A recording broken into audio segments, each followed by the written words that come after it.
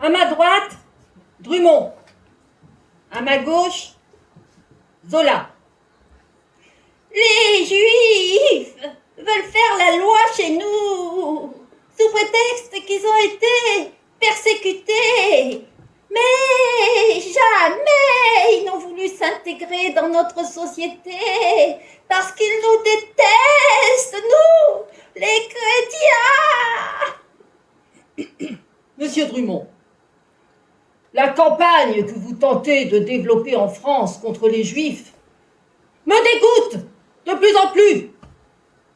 Cela m'a l'air d'une monstruosité, une chose sotte et aveugle qui aboutirait à la pire des abominations, une persécution religieuse ensanglantant toutes les patries.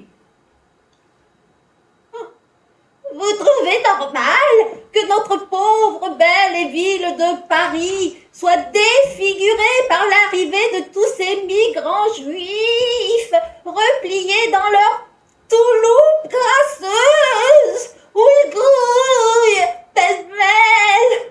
Ils ont la gale, le scorbut, des scrofules.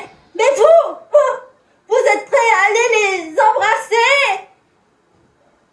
S'ils vivent entre eux, c'est de notre faute. On les a parqués dans des quartiers infâmes, comme des lépreux. On les a frappés, injuriés, abreuvés d'injustice et de violence. Monsieur Drummond, c'est moi qui vous mets en garde. On finit par créer un danger en criant chaque matin qu'il existe. À force de montrer au peuple un épouvantail, on crée le monstre réel. Ne parlez donc plus d'eux. Ils ne seront plus. Le jour où le juif ne sera qu'un homme comme nous, il sera notre frère. Ces propos-là sont des propos réels qui ont été tenus par les deux hommes, même si ce dialogue n'a pas existé. C'est intéressant parce qu'on retrouve, je dirais, des structures de discours qui traversent le temps, même si souvent musulmans ont remplacé juifs. Aujourd'hui, on a les mêmes genres de choses, des mots nouveaux comme communautarisme, alors que là on parle de communauté. Et ce qui est intéressant aussi, c'est du côté de Zola. C'est-à-dire Zola pointe, bien qu'il n'était pas sociologue, il était écrivain, mais il pointe, il développe un argument que les sociologues reprennent très souvent aujourd'hui, en disant que le rôle du langage, c'est-à-dire quand vous désignez un groupe comme un groupe à problème, vous créez finalement quelque part le problème parce que vous donnez une visibilité qui après donc pèse souvent contre ces personnes-là. Alors ce qu'il faut souligner aussi, c'est tout à l'honneur de la France républicaine, c'est que c'est les Dreyfusards qui ont gagné cette bataille. Dreyfus a été finalement réhabilité. Mais ce qui me frappe, c'est malgré tout, sur la longue durée, le fait que en France, on a continué à voir l'immigration comme un problème, alors même que la France est un des pays qui a le plus emprunté, je dirais, ou fait venir d'immigrants pour développer son économie. Je vais vous montrer un petit graphique que j'ai fait très simple, pour vous montrer cette évolution. C'est l'évolution de la population étrangère depuis le milieu du 19e siècle jusqu'au début de la fin du 20e siècle. Alors si j'avais mis sur cette première courbe la courbe de l'activité économique, eh bien vous auriez vu que systématiquement on a un parallèle. C'est-à-dire dans les périodes de forte activité économique, on a une forte progression de l'immigration. Dans les périodes de crise, l'immigration s'arrête et ça repart ainsi. Moi, j'ai dégagé 3 grandes périodes comme ça, où on voit très bien le parallèle entre les deux. Oui, mais enfin là, si Dagobert était là, il dirait là qu'il y a un pic d'émigrés. Aujourd'hui, il y a un pic d'émigrés. Et c'est pour ça que c'est très difficile, vous savez, quand on essaie d'être sérieux, qu'on fait des sciences sociales, c'est que ceux qui, pour des raisons idéologiques ou, j'allais dire, personnelles, ne veulent pas comprendre, ils trouvent toujours des arguments. Donc, les chiffres, les statistiques, on peut toujours les retourner dans le sens qu'on veut. Et là, évidemment, si on prend ces chiffres plus bruts, on peut dire, oh là là, il y a de plus en plus d'étrangers. Mais ce qu'il faut faire, c'est une proportion. C'est-à-dire le nombre d'étrangers par rapport à la population totale. C'est ce que j'ai fait là. Et là, vous voyez que, contrairement à ce que l'on raconte aujourd'hui, eh bien, il n'y a pas de progression de la population étrangère, puisque celle-ci, vous voyez, en 2013, est plus faible qu'elle n'était en 1931. Donc, il faut évacuer tous ces discours qui nous disent qu'on est envahi, etc., qui sont de la pure propagande, et puis retenir justement les apports de l'immigration, je dirais apports démographiques. On estime que le tiers de la population qui vit aujourd'hui en France a des origines issues de l'immigration, pour peu qu'on monte à 3 générations. Sur le plan économique, bon, la France était le premier producteur mondial de minerais de fer en 1930. Tous les mineurs de fond étaient étrangers, etc.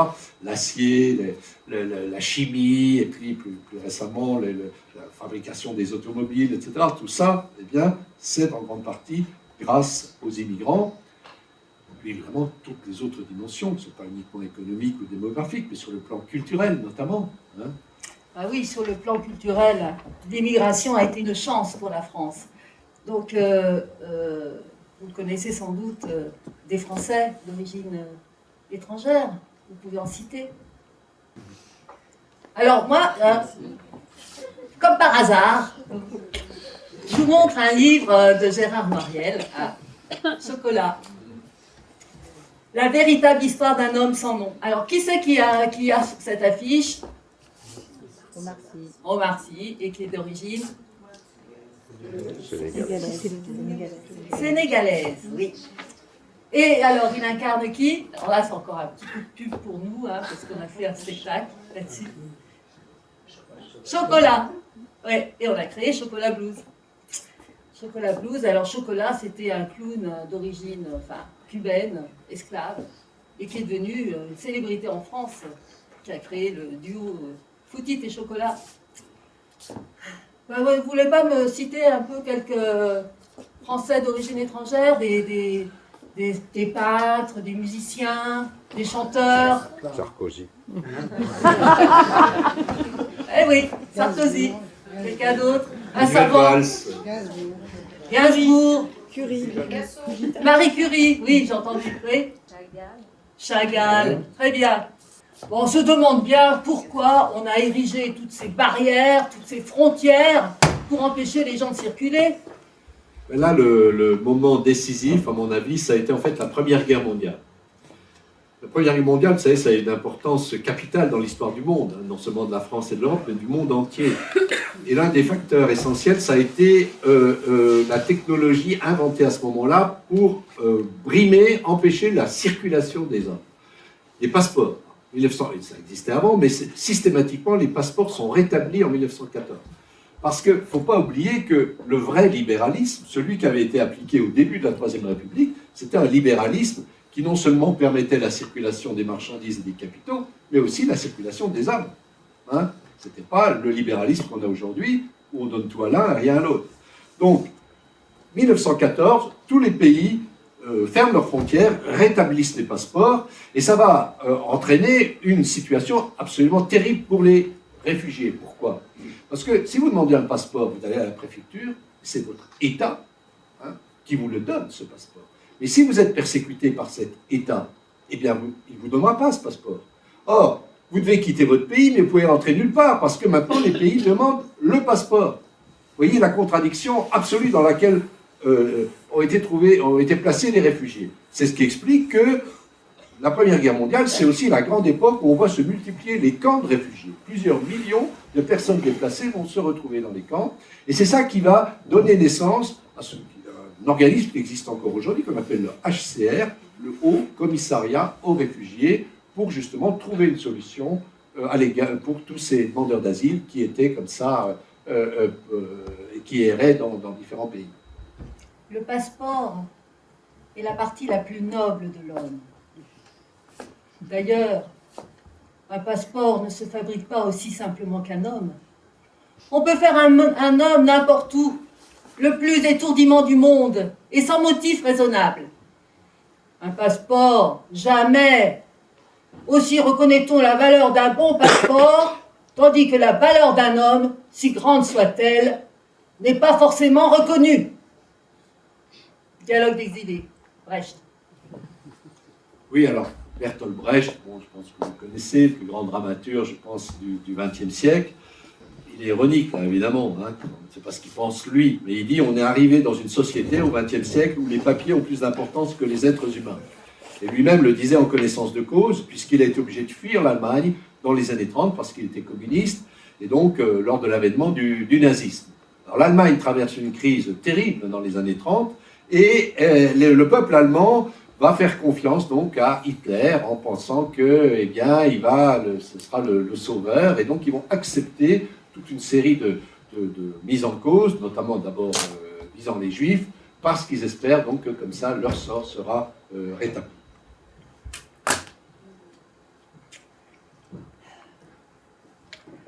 Lorsqu'ils ont arrêté les communistes, je n'ai pas élevé la voix. Lorsqu'ils ont interné les Juifs, j'ai gardé le silence. Lorsqu'ils s'en sont pris aux socialistes, je me suis tue. Lorsqu'ils sont venus me prendre, il n'y avait plus personne pour me défendre. Oui, c'est un texte très important, mais pourquoi tu nous le dis avec un porte-voix, là? Mais parce que j'aimerais que tout le monde l'entende, ce texte. Il est vraiment encore d'actualité. C'est un pasteur protestant, donc en 1935, qui a écrit ce texte. Et effectivement, il est assez prémonitoire. Et vous savez, on parle parfois des leçons de l'histoire. Moi, je crois que c'est vrai. Enfin, tout ne s'explique pas par le passé, mais beaucoup de choses s'expliquent quand même par le passé. Et les leçons de l'histoire, eh bien, ce sont des phénomènes qui se sont produits dans le passé et qui peuvent encore nous permettre de comprendre le monde dans lequel on est aujourd'hui. Et là, on a un bon exemple. C'est-à-dire que, si vous voulez, la montée du nazisme, ou du fascisme en Italie, ou du franquisme en Espagne, eh bien, c'est un mécanisme qui, dans une période de conjoncture de crise terrible, où les dictatures s'attaquent d'abord aux maillons faibles. C'est toujours comme ça. On s'attaque d'abord aux maillons faibles d'une société, les gens isolés qui ne bénéficient pas de la solidarité, souvent les migrants, les minorités persécutées, et ensuite il y a un engrenage. C'est le cas avec Hitler, on s'attaque d'abord aux Juifs, ensuite aux communistes, ensuite aux socialistes, ensuite aux protestants, et ainsi de suite. Et en 1939, Hitler déclare la guerre à la Pologne, c'est le début de la Deuxième Guerre mondiale, qui au final fera 50 millions de morts. Et ces Allemands qui avaient voté pour Hitler, eh bien, seront les premières victimes de cela. Tu reconnais cette chanson? Bella Ciao. Ouais. Okay. Maintenant, c'est Maître Gims qui l'a remis au goût du jour. C'est pour ça que tous les jeunes la connaissent. Hein. Il y a beaucoup de succès avec ça, mais ils ne savent pas que... Mais moi, c'est mon grand-père qui me l'a appris, parce qu'il a fui Mussolini en Italie. Et cette chanson est devenue l'hymne des réfugiés. Je vous propose qu'on la chante tous ensemble. Bon, allez, en hommage au grand-père de Martine. Questa mattina mi sono svegliata, oh bella ciao, bella ciao, bella ciao, ciao, ciao. Questa mattina mi sono svegliata e ho trovato l'invaso. Oh partigiano, portami via. Bella ciao, bella ciao, bella ciao, ciao, ciao. Partigiano, portami via. Et mi sento di morire. Bravo! Voilà, oui, on pouvait faire ce petit hommage parce que la situation des réfugiés, vous savez, dans les années 30, elle s'est considérablement aggravée, notamment pour les antifascistes italiens qui avaient fui Mussolini, qui s'étaient installés en France, mais aussi évidemment ceux qui avaient fui le nazisme, et puis bien les Espagnols. La guerre civile en Espagne a amené donc beaucoup de réfugiés espagnols également à s'installer en France, mais c'est une époque où les rares pays démocratiques qui subsistent, comme la Grande-Bretagne ou la France en Europe, ferment leurs frontières. Et ça va donner des situations absolument dramatiques. On a un exemple historique qui est assez connu, qui est celui du Saint-Louis. C'est un bateau, gros bateau, qui devait embarquer depuis Hambourg environ 1000 réfugiés, beaucoup qui fuyaient le nazisme, beaucoup de familles juives qui avaient tout vendu, qui s'étaient séparées de tous leurs biens, les femmes, les enfants, des hommes, qui espèrent pouvoir enfin quitter cet enfer parce que Cuba a décidé de leur accorder l'asile. Donc ils partent dans ce bateau, disent au revoir à leurs connaissances et ils vont traverser de l'Atlantique. Mais au moment où ils arrivent à La Havane, le gouvernement cubain, qui pourtant avait encaissé des prix astronomiques pour les visas, refuse de les accueillir. Finalement, ils se retrouvent comme ça dans ce bateau et ils demandent l'asile aux pays voisins, au Canada, aux États-Unis qui refusent de les recevoir. Et donc, du coup, ce bateau va faire machine arrière, il va rebrousser chemin, revenir en Europe, et un grand nombre de ces réfugiés mourront quelques années plus tard dans les camps de concentration nazis. Qu'est-ce que voilà encore Dagobert? Ça sent pas bon, hein, quand on le voit comme ça. Ouais. Non, mais enfin, franchement, là, ça va pas du tout, hein, ton histoire. Bon, alors, il y a eu Zola, hein, il y a eu des associations humanitaires, la Ligue des droits de l'homme, tout ça, hein, et puis ça s'est quand même passé, ça. Alors, ça veut dire quoi, hein? Ben, ils étaient planqués, ceux-là, hein. Humanistes, ouais, vraiment, humanistes. Mais non, c'est pas vrai, faut pas noircir l'histoire. Il y a eu des gens qui s'étaient engagés pendant l'affaire Dreyfus, qui étaient toujours engagés pour la défense des droits de l'homme, surtout en France. En 1934, vous avez le front antifasciste qui se met en place, justement pour empêcher, pour éviter que la France ne devienne comme l'Allemagne, l'Espagne, etc. Donc on a les partis de gauche, on a les associations humanitaires, et le front antifasciste gagne les élections en 1936, c'est le Front populaire, une sorte de bouffée d'air frais dans ce contexte-là. Les grèves, bon, les grèves massives qui permettent d'ailleurs, les luttes sociales permettent très souvent de rassembler des gens qui pouvaient être divisés auparavant. Et là, ça va être le cas sous le Front populaire. Les ouvriers français, les ouvriers issus de l'immigration se retrouvent dans des luttes communes contre le patronat, contre le gouvernement. Ils obtiennent bon, les 40 heures, les congés payés, etc. Et puis c'est aussi une période d'ouverture à l'égard des réfugiés. Bon, en France, ça ne va pas accueillir tous les réfugiés, mais il y a quand même une ouverture par rapport à la période antérieure. Malheureusement, 3 ans plus tard, retour de l'extrême droite, défaite de la France en 1940, Pétain, maréchal Pétain, et là, évidemment, le sort des réfugiés va s'aggraver considérablement, puisque plus de 70 000 juifs vont être exterminés dans les camps de concentration. Mais la résistance reste un noyau dur et qui va se développer surtout à partir de 1943-1944, et avec des associations comme la CIMAD, par exemple, qui naît à ce moment-là, qui va s'occuper des réfugiés, s'engager dans la résistance, et c'est comme ça que la France nouvelle, la France de l'après-guerre, va progressivement se mettre en place. Ah ben voilà. Allez, Dagobert, on t'a assez vu. Ciao. Hein? Ciao, Dagobert. Heureusement, nous, hein, on est nés pendant les 30 Glorieuses. Ouais. Hein, c'était les années 50. Et on était en plein dans la civilisation, la société de consommation. Oui.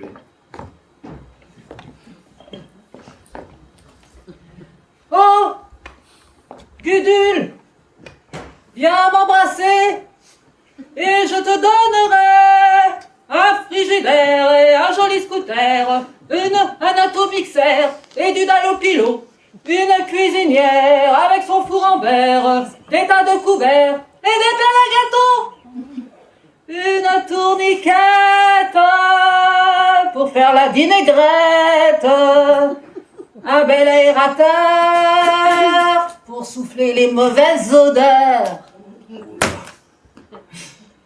Ouais. C'est de qui? Eh ben c'est de Boris Vian, figure-toi.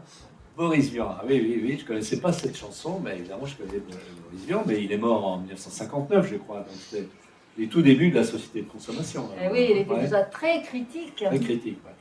Ceci dit, bon, cette période, ça a été quand même une période très heureuse, très positive pour les droits de l'homme. C'est sans doute la période où il y a eu le plus d'avancées dans l'histoire contemporaine de la France. La Convention de Genève, par exemple, 1951, adoptée par l'ONU, signée par la France, désormais reconnaît un statut pour les réfugiés. C'est-à-dire une personne persécutée ou menacée de persécution doit être accueillie en France. Alors ça, c'est très important. C'est le moment où est créé l'OFPRA, l'Office français de protection des réfugiés et des apatrides. Vous avez aussi des lois, des législations contre le racisme, la loi de 1972. Voilà, il ne faut quand même pas oublier cet aspect-là, mais c'est vrai que les 30 Glorieuses, elles n'ont pas été glorieuses pour tout le monde.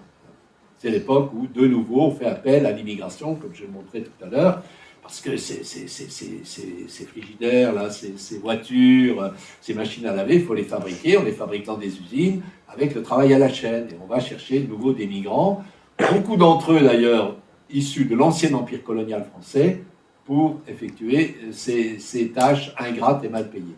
Mais quand la crise revient, milieu des années 70, à nouveau, on va montrer ces migrants du doigt en disant que ce sont eux qui sont responsables du malheur des Français. Oui, alors, c'est là qu'il y a eu donc les bidonvilles, c'est ça? Les bidonvilles, oui, les foyers Sonacotra, etc. Oui, c'est lié. Oui, oui. Ouais, bon, alors il faut que je remette ma moustache. Non. Dagobert, ça va. Puis en plus, je ne voudrais pas qu'on croie uniquement que ce qu'on met en cause, c'est le comportement voilà, des Français, voilà, avec les préjugés habituels, etc. Je voudrais quand même rappeler la responsabilité de l'État et du gouvernement, surtout à cette époque-là. Parce qu'en 1974, vous avez un nouveau président de la République qui s'appelle Valéry Giscard d'Estaing. Alors peut-être les anciens s'en souviennent, vous savez, c'est le grand bourgeois qui jouait de l'accordéon chez les paysans. Il ne faisait pas que ça, hein, Giscard. Son obsession, c'était aussi de renvoyer plusieurs centaines de milliers de travailleurs immigrés dans leur pays, y compris des enfants qui étaient nés en France. Ça a suscité d'ailleurs très forte opposition, ce qui fait que le plan n'a pas été appliqué, mais il y a cette volonté politique. Le problème, c'est comme il y a la loi antiraciste qui a été votée en 1972, il ne peut pas dire comme je vous le dis, c'est-à-dire il faut avancer avec une nouvelle stratégie pour justifier cette politique. Et là, il va y avoir un instrument majeur qui va être utilisé, c'est le sondage d'opinion. Une grande époque où on commence à utiliser les sondages d'opinion, où on vous dit, aujourd'hui on en a tous les jours, les Français pensent que. Et quand on voit ça, on se dit, mais moi je crois pas, c'est ce que je pense aussi. Non, bon. Bref, donc c'est cette technique-là qui va être utilisée pour dire, pour essayer de convaincre les Français de ce qu'ils pensaient des migrants. Alors, je ne peux pas là vous donner l'ensemble des sondages, j'ai pris une seule question, vous allez voir comment c'est fabriqué à partir de ce moment-là, et ça reste valable évidemment comme pour aujourd'hui. Vous voyez?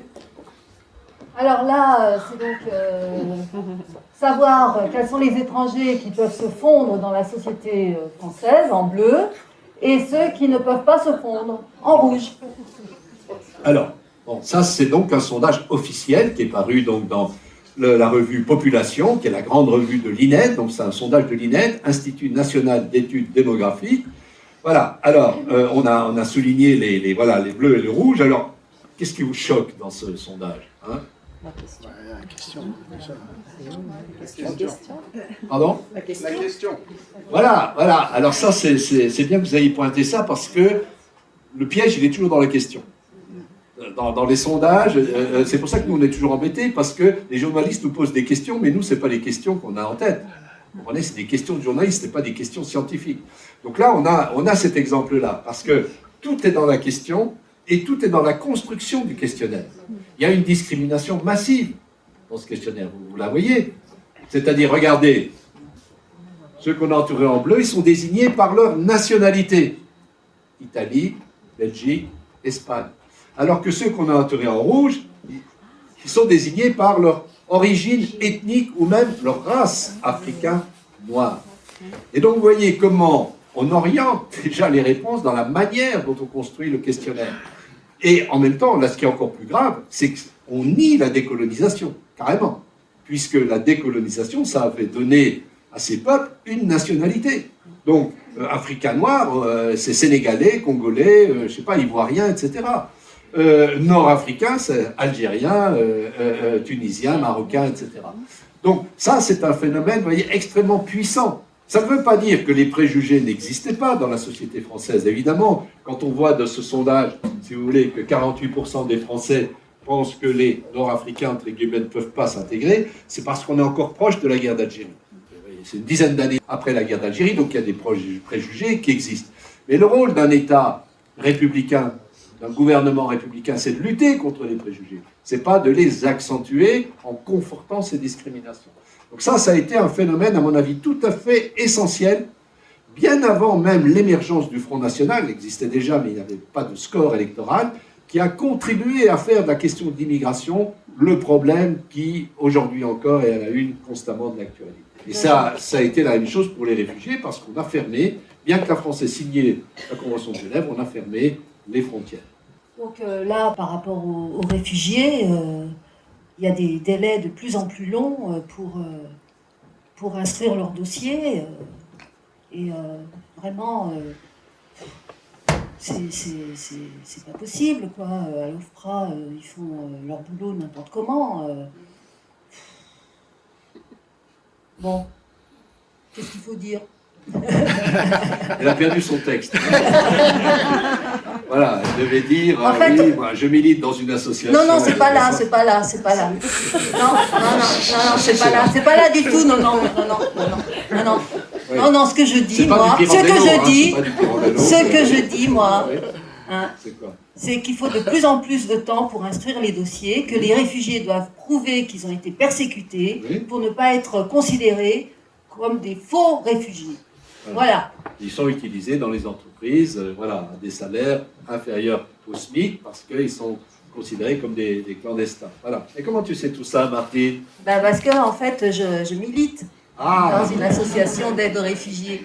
D'accord. Oui. Et d'ailleurs, la dernière fois que j'ai accompagné des gens à l'OFPRA, là, eh bien, j'ai pris des notes parce que leur vocabulaire était tellement incroyable que je me suis dit, je vais marquer tout ça dans mon journal et je vais en faire une pièce de théâtre. Viens voir par là, toi. Je joue un rôle aussi, alors, c'est ça? Bon, d'accord. Faites un recours à la CRR. Sans cela, c'est la PRF. Et l'OQTF direct. L'OQTF, vous saisissez? Obligation de quitter le territoire français. Le GIR appelle la PAC et l'IGS, et si la PAC vous a dans le pif, tac, dans l'avion avec un ITF en prime. Vous comprenez? Vous avez oublié, vous pouvez faire un recours à la CNDA. Voilà. On l'a dans la version. Je l'avais, mais j'ai écouté. Alors le jeune homme qui était à Rome, il est resté quoi? Alors l'agent de l'OFPRA lui a dit, vous, pas comprendre le français? Voilà, bon. Ça, c'est la version, effectivement, qui... Moi, je serais peut-être moins sévère que toi, Martine, avec les agents de l'OFPRA, parce qu'ils font ce qu'ils peuvent, mais il y a des pressions très fortes de la part du gouvernement, etc., pour limiter au maximum, évidemment, l'acceptation, donc le respect même du droit d'asile. Et je dirais que ça, c'est pour ceux qui sont arrivés, j'allais dire, jusqu'à nos frontières. Mais la majorité d'entre eux, tout est fait pour qu'ils n'arrivent même pas jusqu'ici. Et donc, je pense que tout le monde a en tête ces images horribles qu'on a vues dans la Méditerranée, avec tous ces migrants qui meurent noyés, et puis même ces enfants. On a l'impression vraiment, là, d'être revenus aux années 30. Mais c'est même pire, parce que l'immigration ne cesse de croître, non seulement à cause des guerres, mais aussi du réchauffement climatique, de la montée des océans. Les habitants sont obligés de fuir des zones entières de la planète. Oui, c'est vrai que moi, vous savez, ça fait plus de 30 ans que je travaille sur ces questions-là, que j'ai écrit des articles, des bouquins, j'ai fait même des documentaires à la télévision. Enfin, j'ai essayé d'utiliser tous les moyens possibles et imaginables pour essayer de rendre les gens un peu plus tolérants, pour faire comprendre que c'est notre sort aussi à nous qui était en jeu dans ces questions-là. Et bien, il faut bien constater qu'aujourd'hui, on a l'impression que c'est de pire en pire. Donc, c'est pas très réjouissant. Hein. Non, mais on ne peut pas convaincre les gens avec des arguments rationnels. On ne peut pas changer les mentalités comme ça. Le cœur a ses raisons que la raison ignore, disait Pascal. En fait, il faut aller chercher la sensibilité des gens qui est enfuie au fond d'eux-mêmes, leur sens de la solidarité. Je vous propose de conclure avec une chanson de Juliette, Aller sans retour.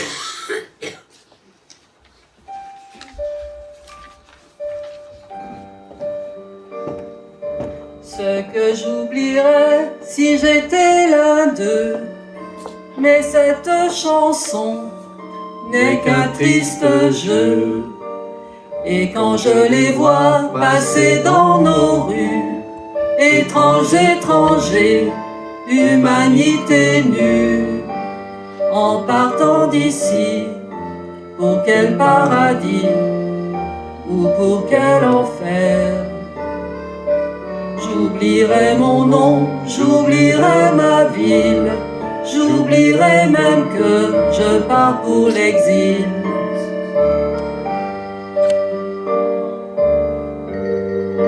Il faut du courage pour tout oublier, sauf sa vieille valise et sa veste usée. Au fond de sa poche, un peu d'argent d'argent pour un ticket de train, aller sans retour, aller sans retour.